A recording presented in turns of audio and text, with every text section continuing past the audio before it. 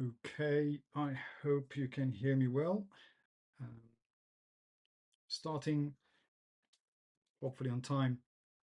Um, and thank you everybody for joining today for the session. I have a small technical issue, and I hope this one is actually broadcasting um, well. Anyway, if you are on the live channel, you can comment. It will be nice to chat with you. Thank you everyone for joining this session about customer segmentation. A little bit talk about the intro to segmentation, a little bit of where we started from and where we want maybe to go to. We look into some of the agenda. It will look something like introduction to customer segmentation, customer segmentation in different domains and how it's actually impact each one of them, the approach to customer segmentation, a little bit of the classic versus the modern segmentation approaches. I'll actually start the timer just to see that we are on time, and we'll just kick it in. So with no further ado, just let's dive into introduction of the customer segmentation. And the main idea is basically the origin, because when we look into customer segmentation, there are plenty of approaches. And unfortunately, the way that we look today, we kind of inherit a lot of bits and bytes from marketing and sales into customer success segmentation. And we have some questions whether it's working for us, yes or no. It really depends the way you structure your customer success. But it's good always to hear a little bit of the approaches that they are there. So let's start with the origin and evaluation. And the main idea of, sorry, of it, it's actually started a decade ago. Yeah, we are looking into a very old mechanism of marketing. Customer segmentation was definitely a foundational element of marketing and business strategy, mainly to start selling to a very distinguished and appropriate groups. So they wanted to target a group and they wanted to maximize the profit out of it. And this is where actually it began. And it began 100 years ago. It began in the early 1920. That was the first introduction of basic demographics segmentation. And as its years go by and we got a little bit more of understanding how buyers are actually buying, how they make decisions. We introduce a little bit more of a little bit of more, I would say, advanced approach, go into psychographic and lifestyle segmentation, moving to behavioral and need-based segmentation. That actually came a big boom because of the CRM. We get a lot of information, and when we have a lot of information, we actually made it even a little bit more advanced with using big data, machine learning, and AI, especially today.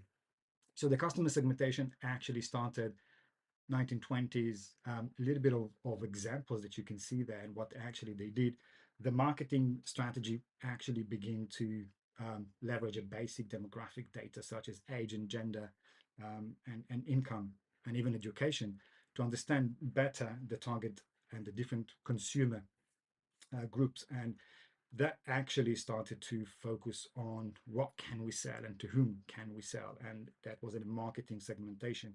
And a little bit of the approach, and the marketing strategy was mainly to look into groups that read the advertisement, because back then there was no TV or very small consuming of TV. So it was a lot of magazines and newspapers. So advertisement and magazine and radio programs that was focusing on the middle class women, and they emphasized the need of products for household, like uh, uh, different the cleaning tools and toothpaste and all this kind of stuff. So they created this very targeted campaign, which was a huge success because it was talking to the needs. It was talking to the in the same language that every household would understand if they need something, even if it's for a man to fix stuff. That was a very much of um, um, separating the demographic. And later on, it became into in the 90s, 50s, and 60s into the psychographic lifestyle, where actually they talked about the behavior of people, and the approach was to segment um, attributes like values and attitudes and interested and lifestyle. And you could actually see it very, very clearly in the Pepsi campaigns. What actually they did, they positioned Pepsi as the choice of the new, and the young, and the dynamic generation that in the 60s was fun and excitement and against anti-war, and it was appealing to the values of the younger people. So it was a very big hit, and people started to move from the very traditional Coca-Cola users into the Pepsi. And in the 80s and 90s, that was already a beginning of behavioral and need base. So we looked more into what customer actually wants, how they use machines, and how they use the internet, and in the early 90s, and how they use um, all kind of products, and analyzing how they use it by generating all the information help in getting very much more target into the audience. So that was Nike, maybe the biggest error, and the way that they actually did it, it's enabled the businesses um, to collect a lot of information and a lifestyle, but also a big hype of what athletes start to see. So Nike was selling shoes, but then it's looking into people who like basketball and running and football and rugby and soccer and all of these. And they actually started to create a different products, same shoe, but different for people who wants to not even playing basketball, but just love basketball, and they know how to sell it directly to them. They created targeted marketing campaigns for different sport categories, and actually that was also a hit. They're also starting to connect it into influencer like Michael Jordan and Bo Jackson back then. So that was the Just Do It campaign, right? This is where it started. In the 2000 and 2010, that was already a difference into the technographic and the advanced segmentation, where we look into big data. We started to collect a lot of information, start to analyze it and understand it a bit more, um, create a profile um, for each digital technology. And the idea was to focus in on customer technology usage and adoption. And that brought us the big data. There was a lot of talk 10 and 15 years ago about big data in the cybersecurity world, and also in the startup world. You could hear a lot of new companies starting to use this buzzword, big data, big data. So that was definitely an advanced and a huge jump into segmentation. And what actually happened between 2000 and 2010 was Amazon started to segment the customer base on the technology use and the behavior inside it, how they do an online shopping, what type of of products they use or watch most likely to buy. And then they started to promote it back to them based on their behavior. So it's no longer profiling based on technographic segmentation. It's now becoming into a full behavior, but with a lot of data, with the small things that you can say, oh, this guy in the last two weeks was looking for tools to fix home. Now we can actually direct and personalize and try to push towards tools like that, because if you like that one, you might like a new one. And that was from a marketing point of view. And the importance of customer segmentation is as almost as easy as delivering the right value to the right customer. And this is where segmentation is coming from. But the whole idea is actually to put the user in understanding four elements. Personalized marketing, so we can come personal and you can actually work on the emotion and sell based on the emotion. The second one was how to use an efficient resource allocation internally. So from human resource point of view, from technology point of view, from bandwidth, from a lot of things that we can look today in operations. And also from a customer experience, you wanted to make the experience as good as and tied up for what the customer wants. And we also look at it later on in other segments.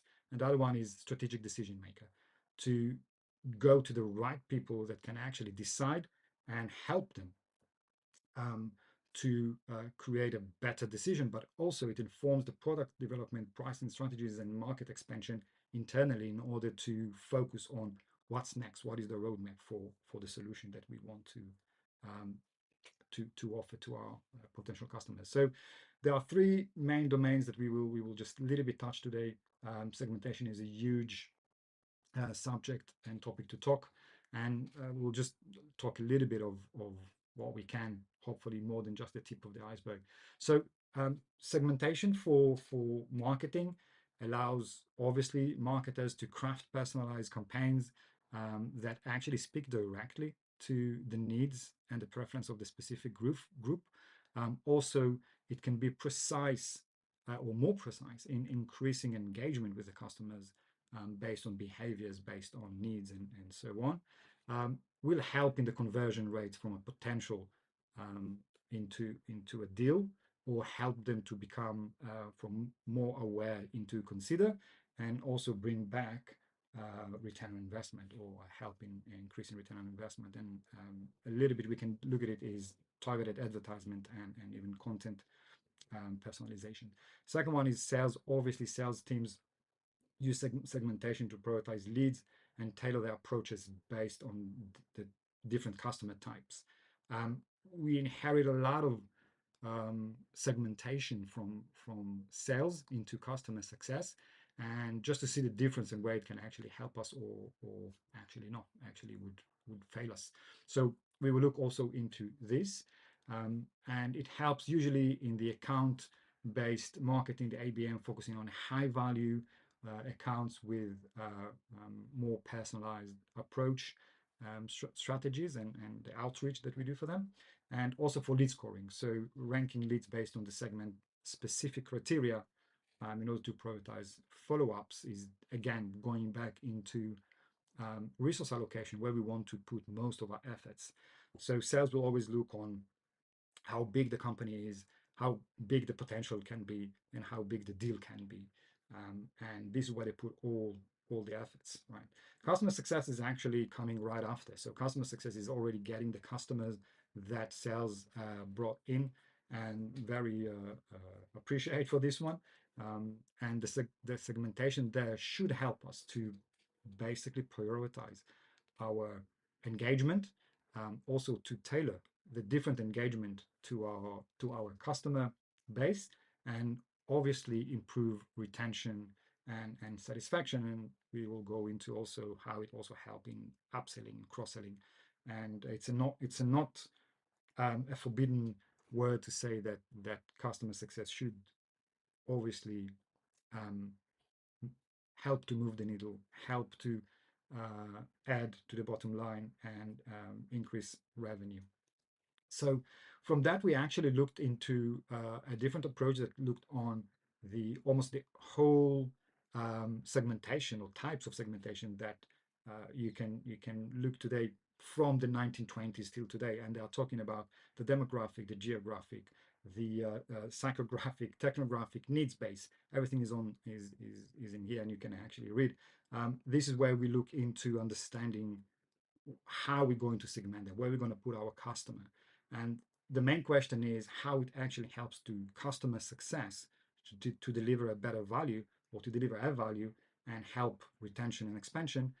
We will look into it in a second. So this is the approach that you might see in customer segmentation. And in the recent years, actually a mix coming from sales, and dive a little bit into the classic segmentation model. And this is where actually you can look into a pyramid. And the top of the pyramid, we have our high touch, and these are the VIP customers. This is the customers that um, pay the most, and they get also a better service, a VIP service. You would see there mainly customers with high budget. Mainly, if we're looking on size, it will be an enterprise, and our strategy would be proactive. We want to all the time make sure that this account will not disappear from our customer base, mainly because this churn will gonna hurt, right?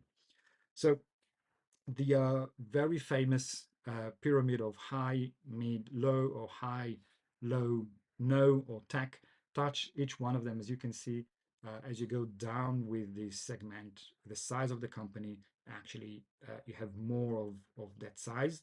And it means that if you look on risks point of view, then sometimes to lose one enterprise will hurt less than to lose 50 SMBs. So it's a nice way to look at it, but it's also driving our resource allocation. So enterprise will always get the proactive and the most or best skilled people in order to help them with their problems or solution that they need.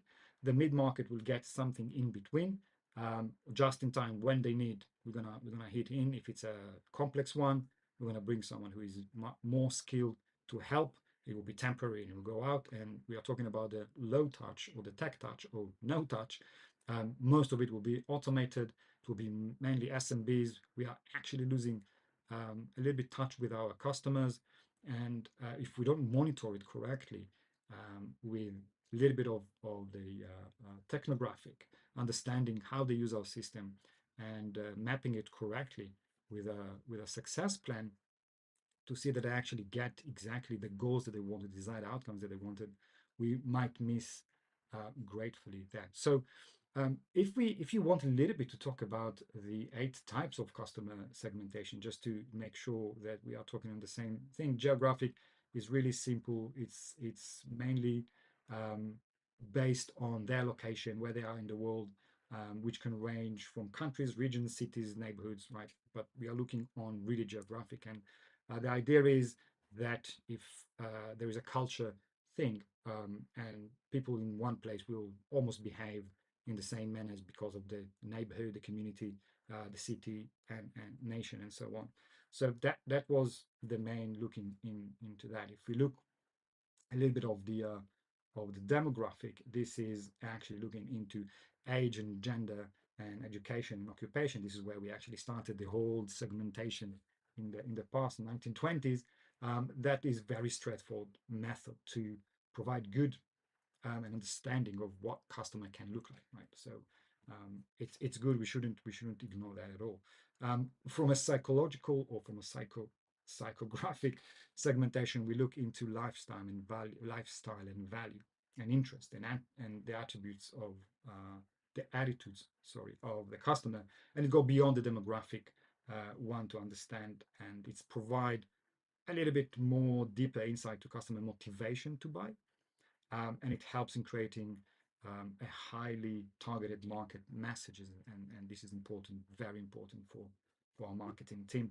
Challenges is most of the challenges in here would be harder to collect and analyze when we try to compare it to the demographic, let's say. So the behavioral segmentation is based on people behavior, how they purchase or purchase habits, the product usage, and maybe even brand interaction. If you see that someone is going, more into one type of brand, uh, that is helping. This is a behavioral, and it's a personal emotion and connection to a brand. So it can help with that. It's focused on mainly on action and decision making processes.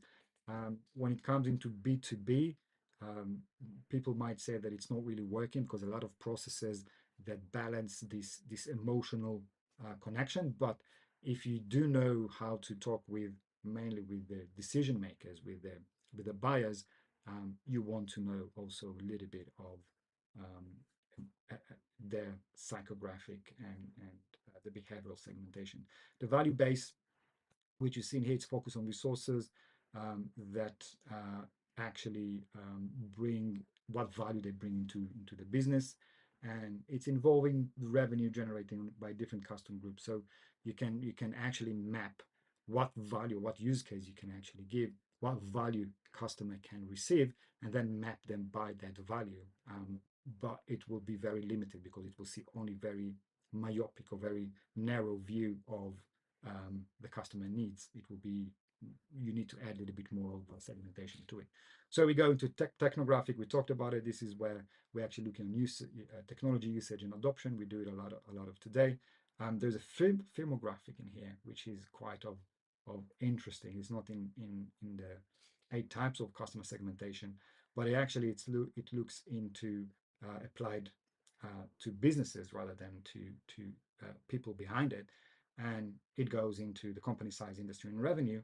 And believe it or not, this is a majority of today. People still looking into how big the company is, um, and that which industry they belong to, and even what revenue they bring in order to put them in a different segmentation. So that is definitely something that you can actually look into and learn. So we talked about the classic one.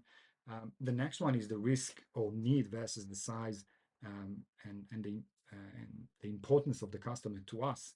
And the main idea in here is actually looking to y and x axes, and as you can see, you can look into on here. It is based on the fitness score, license, consumptions, health, and all of these measures that we actually measure risk or non-risk attributes from our clients. And as it goes up, you will need to give much more of attention to your customer. And the size is based on the current spending that customer is spending with us, but also if we can validate a future spending, that will also go into here. Some would even say strategic in importance, meaning that there is a new net logo. There's a logo that I really, really like. We're not paying, or they are not, um, they're not paying much, or the ARR is small, but it's a really good name to have as a customer. It will fall also in here, and it will be in the top. So divided into 4. As you go up at risk, you need to give actually more of attention, but as you can see, it will be a scale engagement, a digital, both healthy customers who are self-sufficient and not really growing. They will be in that group. The project engagement will be a smaller customers because of the size on the axis, or to be new or need, but they really need someone to help them because otherwise we might lose them, or they are at risk. And if we go into low risk and high spending, it's a persistent engagement, but it's light. It's someone that we would not want to lose, and we will keep in touch and engage with them. While if they are at risk, that will already be a heavy engagement with them. So this is by Wayne McCulloch from the book 7 Pillars of Customer Success. And this one is actually accredited, but it's based on the cspillars.com. So if you want to go there and see a little bit more on that, that is actually very brilliant. But there's a lot of question how we can actually do that and not lose a little bit of our customers. So in the next 5 minutes that we left, this is that we have, I'm actually gonna try to bring a new approach, and this new approach is coming from Lincoln Murphy, who is a guru in customer success. And maybe it looks a little bit messy over here, but I will try to make it very easy. The idea of customer success is, as we know, it's the goals that the customer would like to achieve with us, or the desired outcomes, but also the appropriate experience. So we need to make sure that the customer is getting the experience that he would like to receive from us, and it's behavioral, and it's the quickness, and it's the attention, and it's the way that you communicate with them, and all of these needs to be in calculation when we decide if we give value to the customer, yes or no. So the whole idea in here is actually have 4 groups, and these 4 groups are mentioning in here, and the whole idea behind it is give the customers, regardless the size and regardless the industry and regardless the location, but based on their need. And it's not value based and it's not need based as we saw before. It's actually something which is a little bit more dynamic. So the segmentation in customer success, by this approach, should be a little bit more of a dynamic way where we all the time finger on the pulse, understanding how the customer um, want to interact with us. And the main idea in here is actually have all the experience that you might think of. It doesn't need to be bound to what you see in here. You can, if you have a different experience that you would like to segment by them, you can use them. This is very flexible approach, but just to make sure that we're looking into some good examples. So we have the inbound coverage. The inbound coverage is basically the customer decide how to engage with us whenever they want, and based on how they want to do so. It doesn't mean that we are forgetting about them. It doesn't mean that we are keep them quiet. It doesn't mean that we are not monitoring and seeing that everything that needs to be done is being monitored. We want to know that they're using our product. We want to know that they're achieving the desired outcomes or the goals they set with us. This is why customer success plan is extremely important to have very early in our relationship, and they will approach us. Obviously, we need to make sure that when they need us, they will have an access um, to um, to a high skill resources when they need. But it doesn't mean that they need to have a dedicated CSM that can have a pod or pool, which coming from business and technical side of our business and in here. And you can actually find, I will actually make it bigger. You can actually find in here very experienced enterprise customer, but also very small SMB customer that are inbound, because the very experienced enterprise customer might have his people that managing it, and it doesn't need to do anything but just use it. So we need to monitor they're using it. When they have problems, they will contact us, right? Or when they we have a new feature or new goal or new something, they will approach us, and we will need to be there, right? The very small SMBs customers on the same thing. They have the people that are not big. They have the people that run with it, and when they need us, they will set the rules when they are approaching us. So as you can see, it's very untraditional way of doing so. The next one will be an asynchronic coverage segment. And in here, what actually it is, it's a customer that prefer an asynchronic engagement. So emails, chats, videos, they don't want to meet us one-on-one. They don't want anything to interfere in the day-to-day job. But they do want to make sure that they achieve what the reason or the why they bought our product. So we will meet them, maybe not every week, but we will meet them in order to understand. This meeting would be very focused on needs, and will be very focused on small things that they need to do, maybe a little bit of addressing onboarding or adoption or new features and so on. Obviously supporting all of these. The other one would be a sync.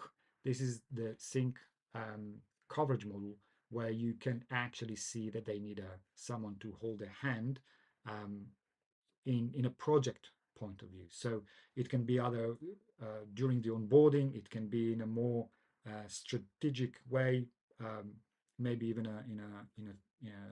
when they do some change management in their business and they need more help. And you can see again that the type of customers not really matters, because you will find everything in here in the sync. You can find an inexperienced enterprise customer that needs help, someone to hold the hand and deliver them um, towards the goals that they need, or a healthy enterprise customer, but they are in onboarding, and they need also more resources and a dedicated CSM to help them. A high growth customer, we need to look on growth as well when we talk about customer success, and help this customer to grow with us and scale. And we shouldn't be there. We shouldn't stop them. We should be there for them. And the last one is the task force. When a customer is at risk, when a customer needs an immediate help, um, you would see in here complex multinational enterprise. You can see at-risk customer, enterprise customer. By the way, if a customer is a healthy, but in some point it become at risk because of something that happened, he will move into the task force that will help them actually to achieve what they need to achieve, and then he will go back into the sync if this is the way they would like to. This in the sync, it's people, it's customers that usually you would like to help them on a regular base, and you have a dedicated CSM. And in the task force, again, you can find almost anyone that needs an immediate and hand-holding solution, and more of a tight engagement. These are might have a multiple contribution from our team. It can be the technical, the business, and they'll all work together in order to solve an immediate and an imminent issue that the customer has. So that is, by the way, I implemented this one in a few of my customers, and it is a skyrocketing in building customer relationship and customer loyalty. It helped in the revenue and expansion because clients at the end receive exactly what they wish to receive from us, not from a technical point of view, from also from an engaging point of view. We didn't sit on them because we have to, right? We have to do a QBR every 3 months with the customer. If they don't want to, we need to also to listen to them. We might have a different solution to understand what they need. We also need to understand why we want a QBR, and if we can get this information not through a QBR every 3 months, um, that also um, um, play good for us because we need data for that. So that is most of what we saw today. It can look on like this if you would like to build in a templates, and you can see all kind of by the coverage type, and also what type of customer you can have. Obviously, when you do this, you need to have a very good enablement team. You need to have CS operation or rev operation to support that type of segmentation, but it will help in the bottom line, or for the bottom line in the revenue. Let's not forget that customer success is this is something that's a remind for me. Customer success is made of or equal to customer goals or desired outcome plus the appropriate experience. We can change the way we segment customers by not how we see them, but how they need us. And this is where we actually give them their appropriate experience. So thank you very much for this session. I know I ran a little bit into at the end.